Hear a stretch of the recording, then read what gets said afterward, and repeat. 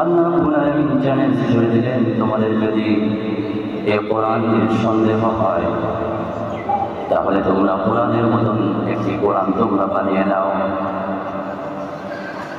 চ্যালেঞ্জটা একটু সহজ করা হলো, কোরআনের মতন তোমরা তো পারবে না, মাত্র 10টি আয়াত তোমরা বানিয়ে নাও।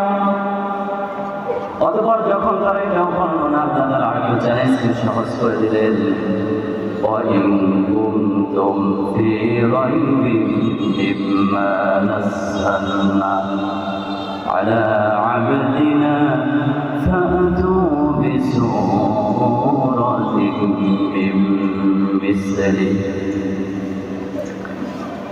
যদি তোমাদের সন্দেহ হয় কোরআনের ব্যাপারে, তাহলে কোরআনের যে ছোট্ট একটি সূরা আছে, সব থেকে ছোট সূরার নাম হল সূরাতুল কাউসার। সূরাতুল কাউসারকে বাইতুল্লাহর সঙ্গে ঝুলে দেওয়া হলো, আর বলা হলো কোরআনের 2টা আয়াতকে রেখে দেওয়া হলো, ইন্না আ'তাইনাকাল কাউসার ফাসাল্লি লিরাব্বিকা ওয়ানহার।